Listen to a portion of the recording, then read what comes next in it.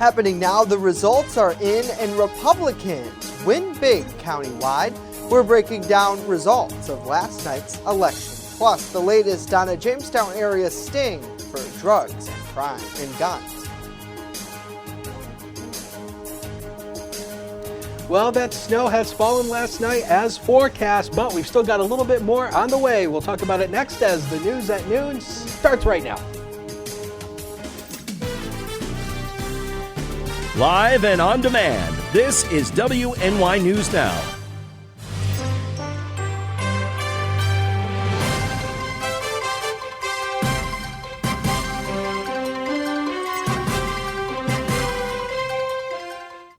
Republicans won big last night in elections across Chautauqua County. Thank you for joining us for WNY News Now. I'm Justin Gould.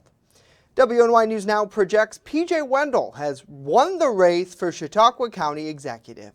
Wendell's opponent, Norm Green, conceded to the incumbent following a strong start held throughout the evening by Wendell. Our Julia Gress spent the night in the field tracking the races and has more on the top race of the night. Thanks, Justin. We were here in Dunkirk on Tuesday night at the Democratic headquarters here in Chautauqua County, where two hopeful Democrats for county executive and county clerk hope to unseat the incumbent Republicans, P.J. Wendell and Larry Barmore. We've seen the support we have, and the Republicans throughout the county have been very successful tonight. So hats off to every candidate, and even for people on both sides of the aisle.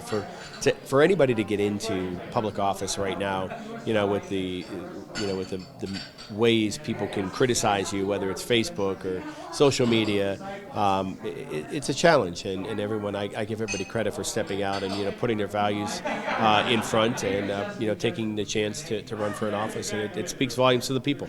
We spoke with Norm Green following his loss, where he conceded the win to P.J. Wendell, but he is still hopeful for the future of the Democratic Party.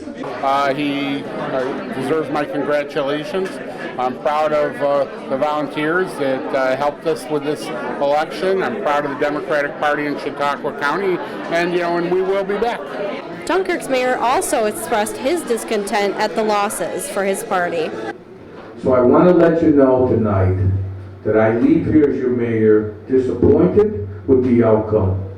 But there's hope. There's hope because we still have a couple of candidates that could win.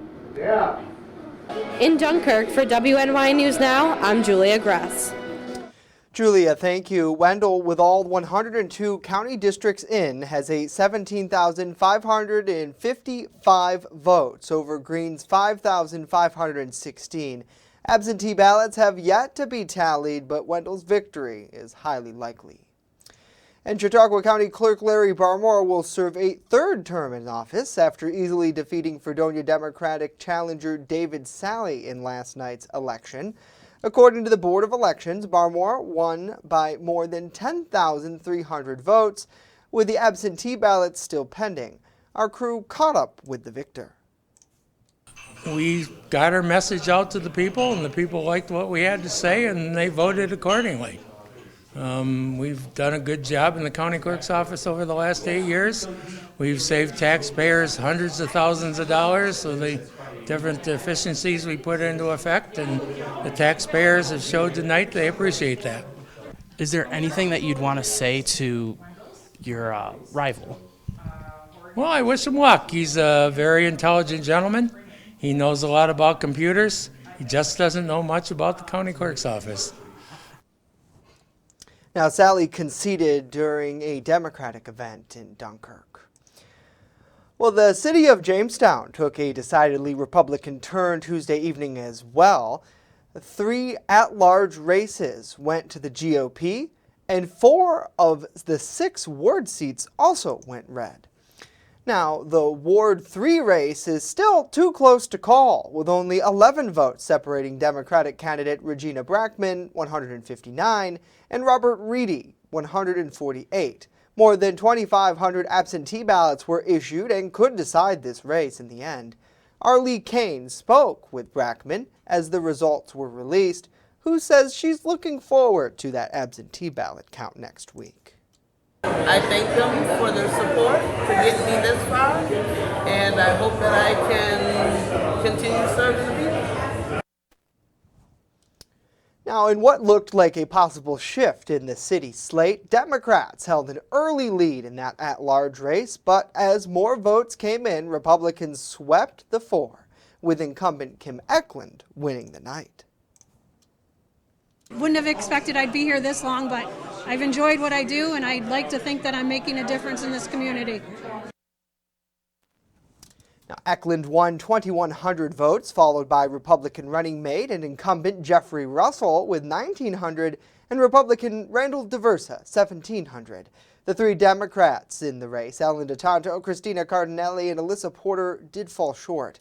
Also to note for you, the incumbent Democrat Tom Nelson will no longer serve as Ward 6 councilman after Republican political newcomer Andrew Faulkner won that seat.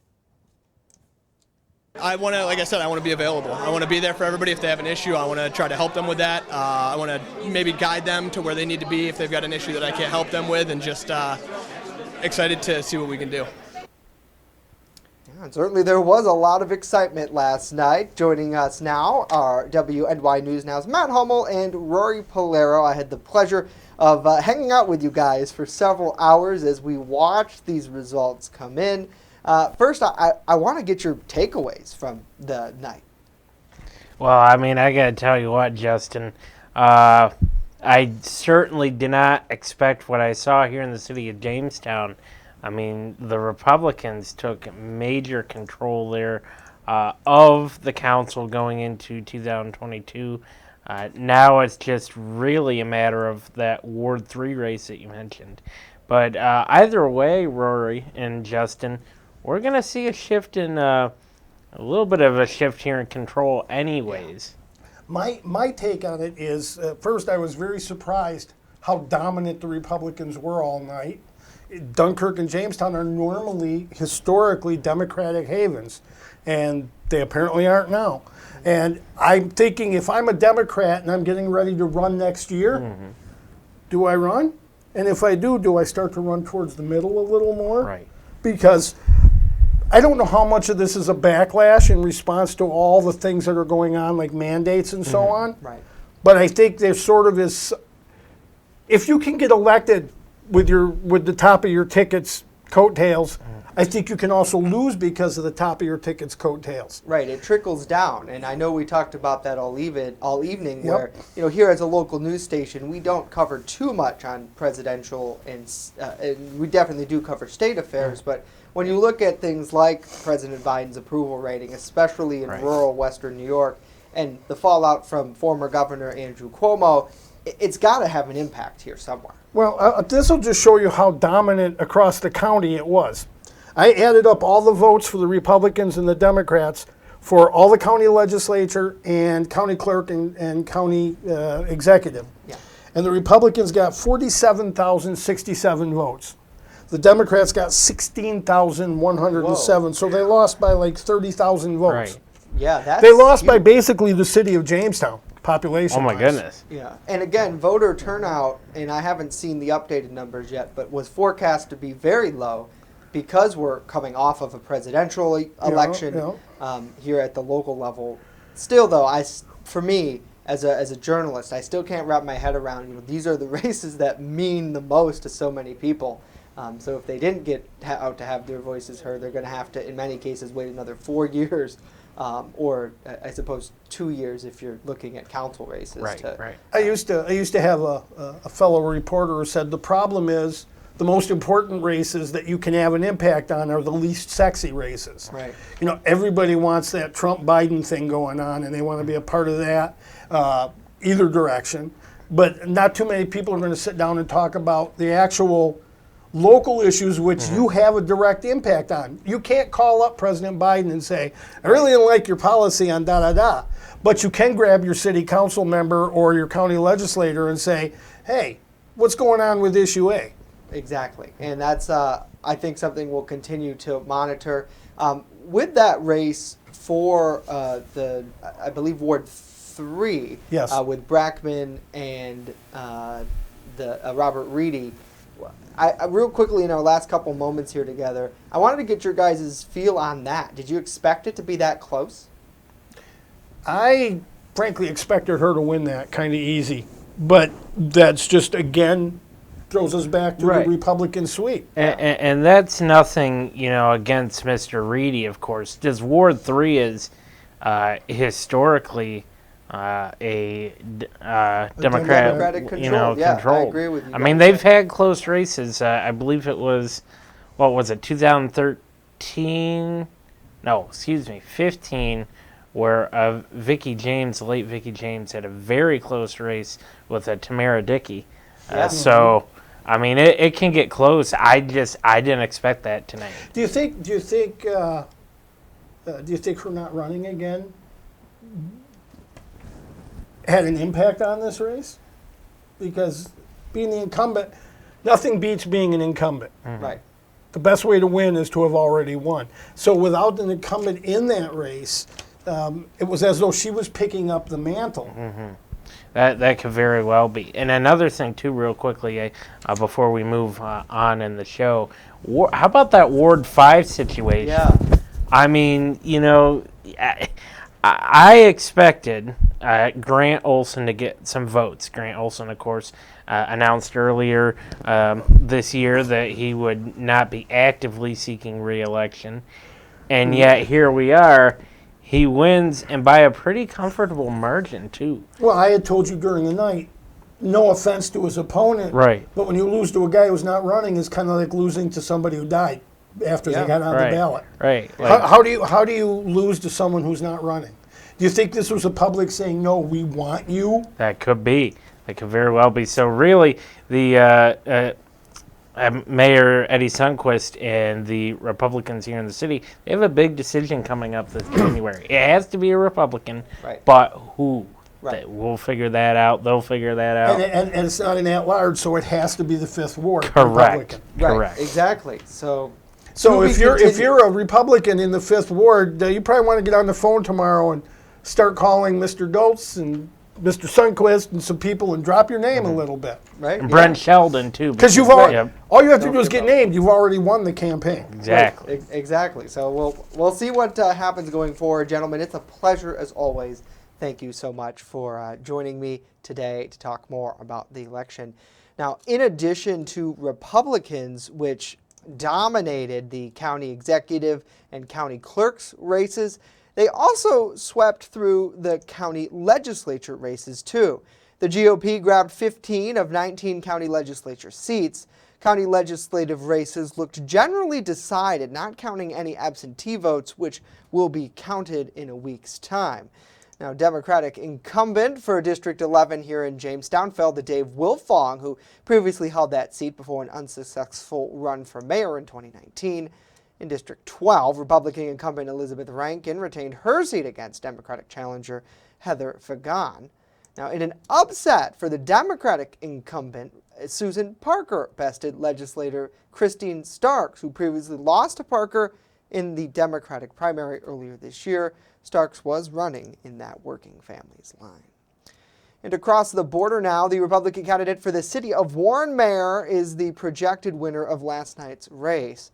As of late Tuesday, Dave Worthman leads Democrat Phil Gilbert by 625 votes, 66% of that ballot, with more than 1,200 to 637. He brings 20 years of business experience to that office, working at the United Refining Company in the U.S. Army. He previously served on the city council and school board as well. Well, we have a lot more to talk about today, including that weather forecast that's out there, and a lot of people waking up to some snow in higher elevations. Let's now get a first check of the weather with Dakota. Hello, Dakota. Happy Wednesday, Justin, and happy Wednesday to all of you. And boy, it's going to be another chilly day out there. Now, let's talk about the forecast in a little bit of detail through the afternoon. 37 to 46. The temperatures today are going to be almost the same as they were yesterday. So, yeah, just bundle up the same way as you did yesterday. Scattered rain and scattered lake effect rain and snow showers will pick up at least an additional quarter inch to at least a half inch of additional accumulation through the day today. And the wind a little bit lighter today, but it's still going going to be breezy. Now, we're still going to have these lake effect rain and snow showers through the day tomorrow, but then a little bit warmer weather returns. We'll talk about it in detail with that 7-day forecast later on in the show. All right, Dakota, we're looking forward to that. Coming up, we have a lot more to tell you about, including the sweep of illicit drugs here in Jamestown, and later, good news for those Buffalo Bills fans. Stay with us as WNY News Now.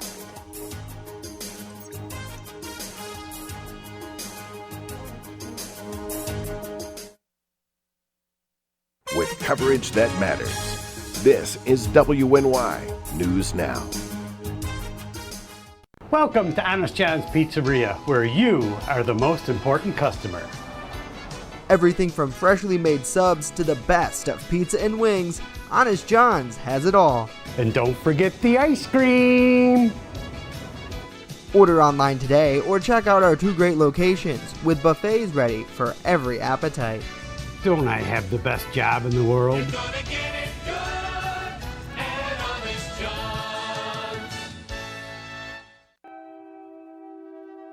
What could you lose in a home fire? Your possessions? Your home? Your memories? Don't let your world go up in smoke. Make sure you have working smoke alarms and practice an escape plan for you and your loved ones, because fire is everyone's fight.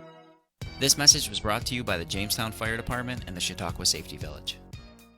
EagleZip.com is your local one-stop shop for all of your home and business computer needs. Located on Fluvan Avenue Extension, just outside of Jamestown, EagleZip.com sells and services all brands of desktops and laptops, as well as servers and network equipment for your business. All new computer sales include transferring your data from your old computer, plus a 2-year warranty. Call EagleZip.com today. Stop by EagleZip.com today and let us make computers easy for you. You're watching WNY News Now, where coverage comes first.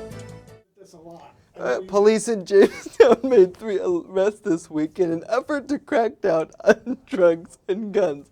I'm not laughing at this story, but rather laughing at some behind-the-scenes antics here.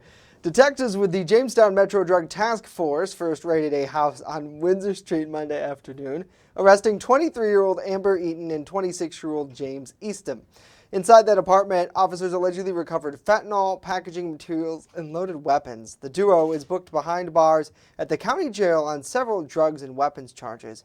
A similar arrest later in that evening netted 33-year-old Stephen Monica Medin. He was taken into custody following a traffic stop in the area of Thayer and Falconer Streets. Officers allegedly found a 9mm pistol in his sweatshirt pocket. After searching the vehicle, police said they found another gun, high-capacity magazines, cocaine, and cash. He also faces drugs and weapons charges and currently sits in county lockup. Well, licensed pharmacies in New York State can now administer additional vaccines recommended by the Centers for Disease Control and Prevention to patients 18 and older. Under a new law signed by Governor Kathy Hochul, licensed pharmacists will be able to administer vaccines for hepatitis A and B, HPV, and measles, among others. This means you can go to a licensed pharmacy rather than make a doctor's appointment to get those shots. Now, studies show pharmacists provided immunizations increase overall vaccination rates. Under current law, pharmacists in New York have already been able to administer vaccines for things like influenza, COVID, tetanitis, as well as medications for emergency treatment of anaphylaxis. It's official, children ages 5 to 11 are now eligible to receive Pfizer's COVID-19 vaccine, and the work to get shots in little arms is already underway. Mandy Gaither tells us millions of doses are already being shipped out.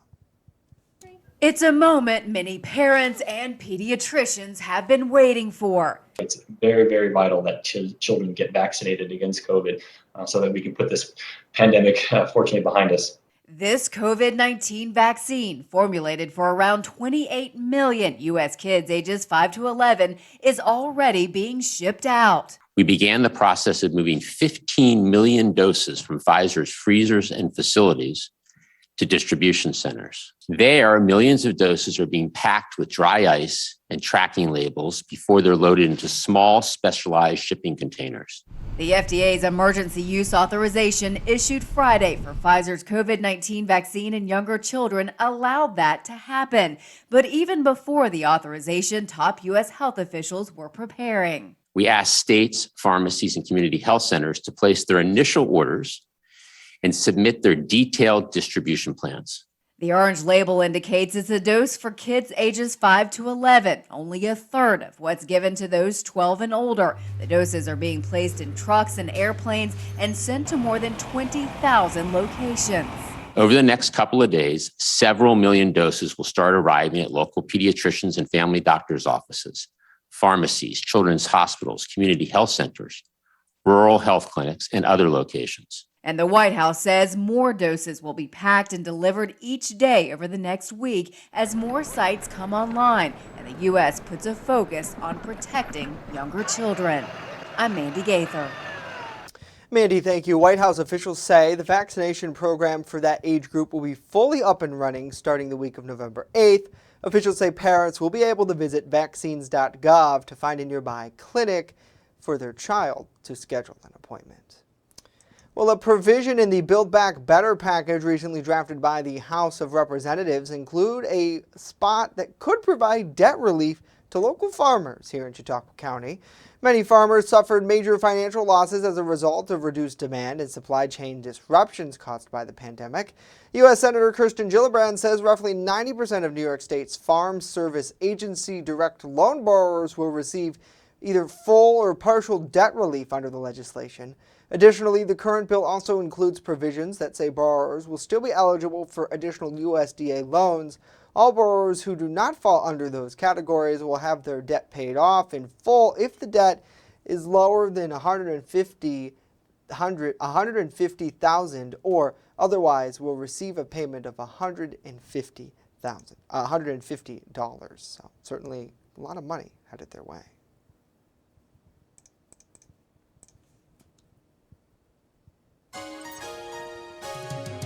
Fast, accurate, and everyday. First Defense Weather.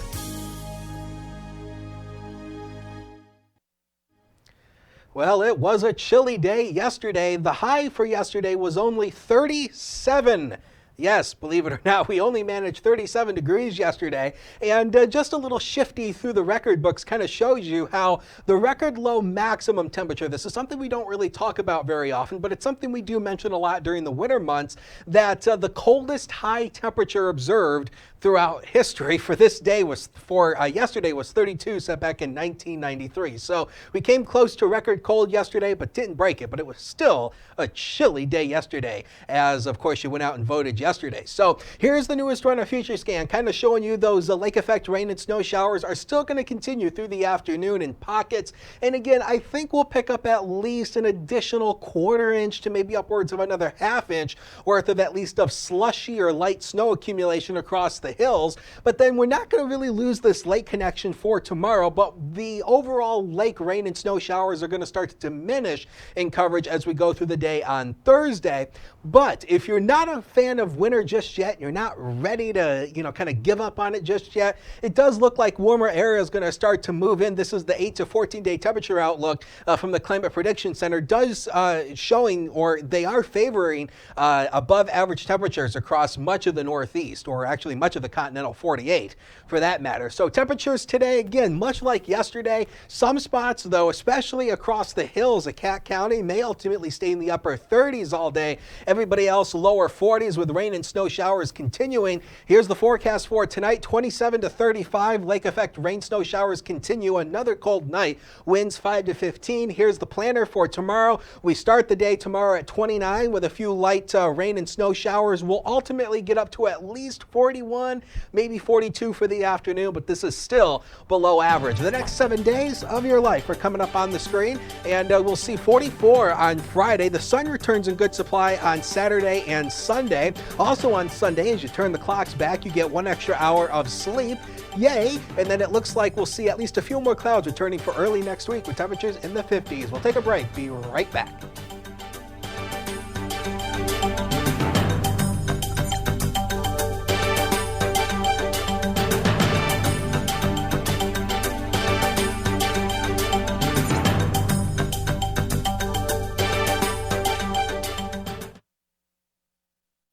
with coverage that matters. This is WNY News Now. I'm a survivor. I'm a survivor. I'm a survivor. Testicular cancer is the leading form of cancer in men aged 15 to 35. 1 in 250 men will be diagnosed with testicular cancer. But 98% will survive if detected early. As a survivor, I believe early detection is the key. Learn how to do a testicular self-exam and other important facts about testicular cancer at oneball4tc.com. It's not just what we say, it's what we do. Local first. It isn't just our slogan. It's our mindset every single day. So whether you're watching our daily live streams or staying up to date with reports on our website and mobile app, you'll always see the same attention to detail from reporters who passionately care about our community, who have one goal in mind: to always put the facts first. For me, it's more than just getting the forecast right. What I love the most about my job is that I come into work every day to help break down the weather, letting people know how this is going to impact their day. We take pride that First Defense Weather is the only local weather team in the Southern Tier. We don't just copy and paste our weather from outside sources. Every part of our forecast is handmade right here in-house, something our team really takes pride in. What matters to you matters to us. Every story, every day. WNY News Now, where coverage comes first.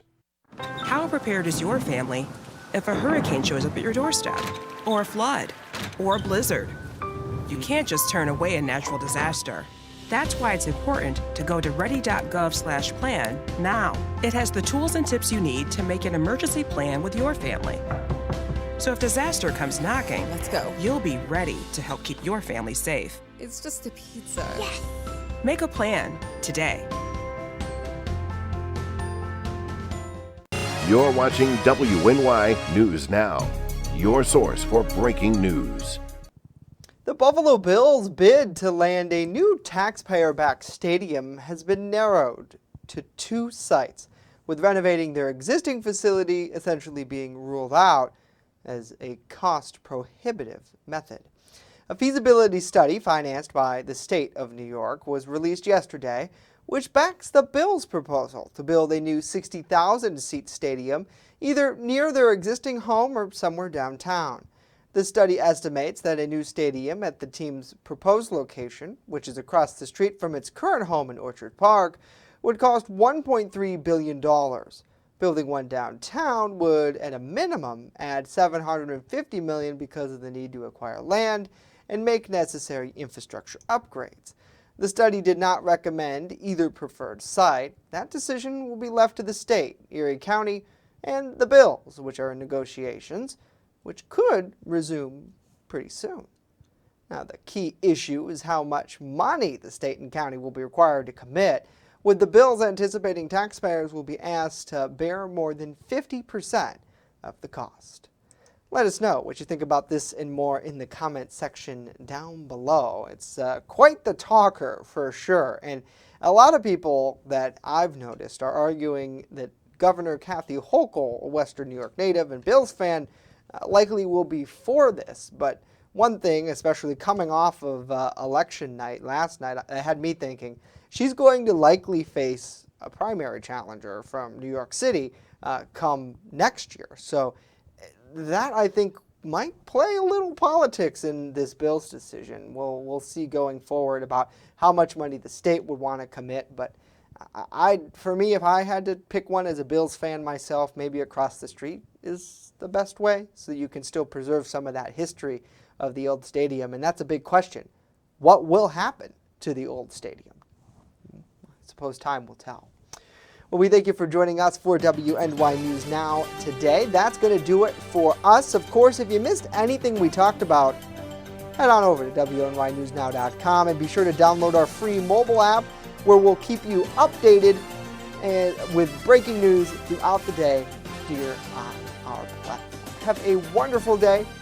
We'll see you back here tomorrow. Stay warm amid these wintry conditions.